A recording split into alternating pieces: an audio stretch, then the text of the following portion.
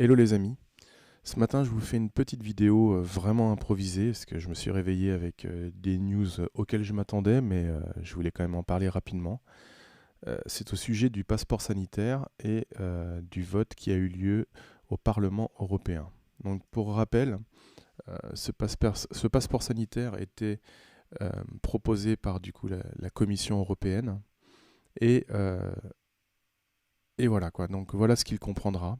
Après, on lui donne plusieurs noms, certificat vert, enfin, peu importe, hein, le résultat est le même. L'idée, c'est de pouvoir vous contrôler à tout déplacement interpays dans l'Union européenne. Donc, si on regarde ce passeport, qu'est-ce qu'il comprendra? Donc, votre nom, votre date de naissance, votre date de délivrance, euh, des informations pertinentes sur le vaccin. Donc, êtes-vous vacciné? Oui, non. Avez-vous été testé récemment? Oui, non. Et aussi, si vous avez contracté la maladie, ça peut être jugé comme recevable pour vous autoriser à aller dans d'autres pays. Et donc ce certificat aura un identifiant unique. Euh, la Commission s'engage également sur le respect de la protection des données personnelles. Alors déjà, rien que là, ça me pose un grand problème. Juste à titre d'exemple, rien que pour la France, ils ont passé un énorme contrat avec Microsoft pour toute la gestion du big data de la santé en France. Donc c'est juste pour dire que on a confié à une entreprise privée comme Microsoft le soin de stocker toutes les données de santé, donc des données de chacun d'entre nous, pour tous les Français, quoi. Ma confiance à Microsoft sur ce terrain-là est extrêmement limitée. On voit déjà qu'au niveau des systèmes d'exploitation, ils ont réussi à faire fuiter des données personnelles sans trop informer euh, les utilisateurs de leur système d'exploitation. Il y a eu de grandes levées de boucliers justement pour que certaines options soient ajoutées pour qu'on puisse empêcher cette sortie des datas, quoi. Donc voilà, donc là, quand on nous dit qu'on va avoir un certificat numérique dans lequel il y aura notre nom, notre date de naissance et des éléments concernant notre santé, à savoir si on a été vacciné, testé ou autre, parce que c'est quand même des données personnelles de santé, déjà à partir de là, on est hyper border au niveau du secret médical. Déjà, le simple fait de devoir présenter à quelqu'un qu'on est clean d'un point de vue médical, ça veut dire que vis-à-vis de toutes ces personnes à qui on va présenter notre certificat vert, il n'y a pas de secret médical. Ils sauront si on est vacciné, pas vacciné, testé, pas testé. Donc on peut appeler ça comme on veut, on peut tourner autour des mots, mais c'est pas ça le secret médical.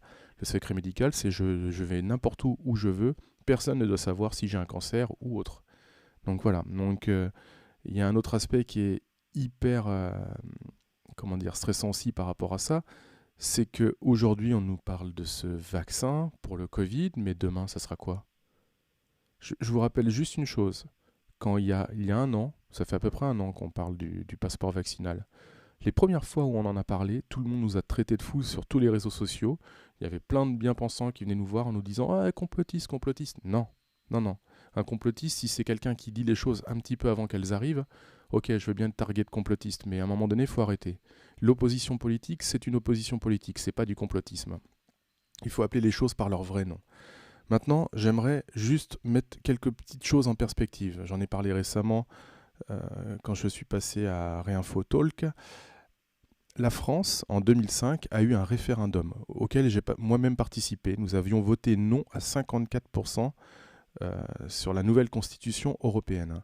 Je rappelle qu'en 2007, Nicolas Sarkozy a changé 3 virgules à cette constitution et l'a fait passer par voie parlementaire. Donc déjà, pour moi, je considère qu'à partir de 2007, nous ne sommes plus en démocratie à partir du moment où des gens se sentent légitimes pour décider à notre place du bien commun, du vivre ensemble. Enfin, la politique, c'est la gestion de la cité.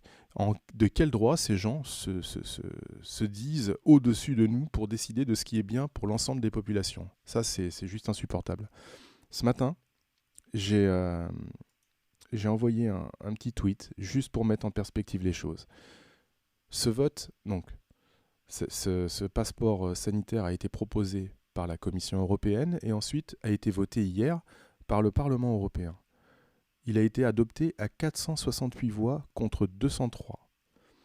Donc ça veut dire que 468 personnes se jugent légitimes pour décider pour 28 États.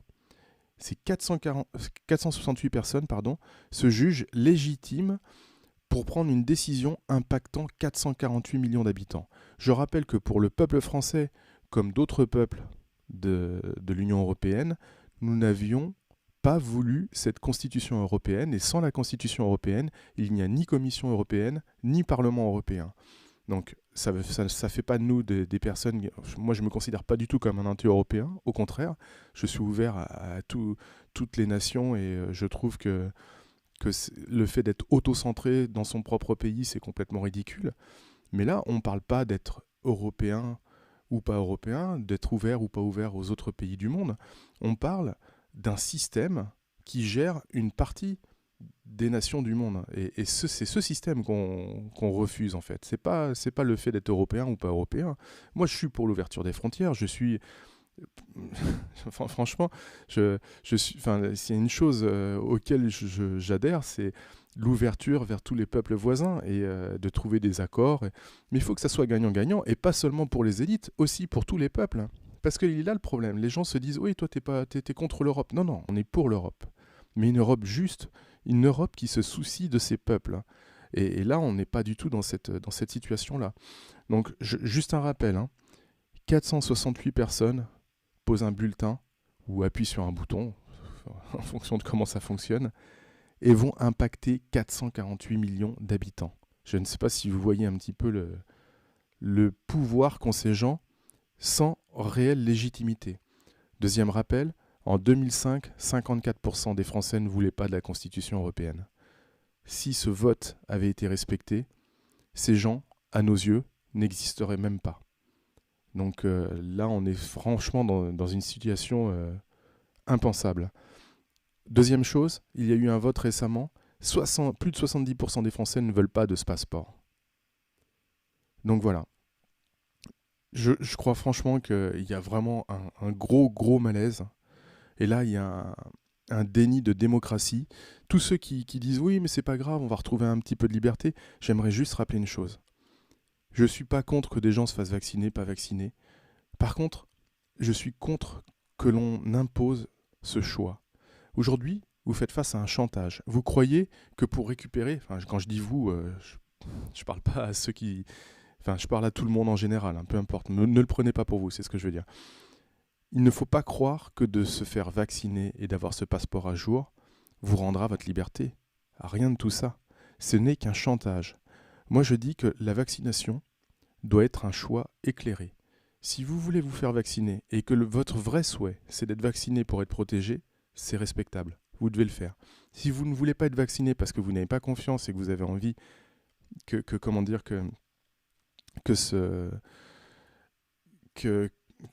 si vous voulez pas vous faire vacciner et que vous voulez que toutes les phases de test soient terminées pour être assuré sur le vaccin et les effets secondaires qui pourraient entacher votre vie ensuite, c'est votre choix aussi. Vous devez disposer de votre propre corps. Personne n'a le droit de dire ce que vous devez faire et ce que vous devez vous injecter. C'est pas normal d'en arriver là. Donc, voilà. Donc, pour moi, ce passeport n'a aucune légitimité. Les gens qui l'ont décidé n'ont aucune légitimité, en tout cas vis-à-vis du peuple français.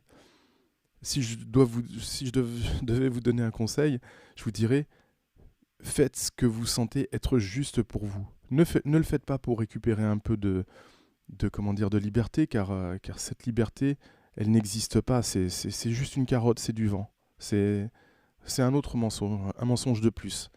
Donc voilà, j'espère que je serai entendu sur ça, et vraiment faites attention à vous, quoi. À vous, à vos familles, à vos enfants.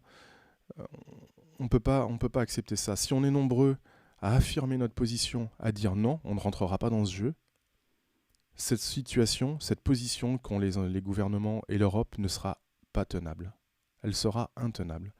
Quand tous les commerces, quand tous les endroits nous seront inaccessibles, ils seront voués à mourir. Parce que si énormément de gens refusent de rentrer dans ce jeu, c'est tout le système qui s'écroule.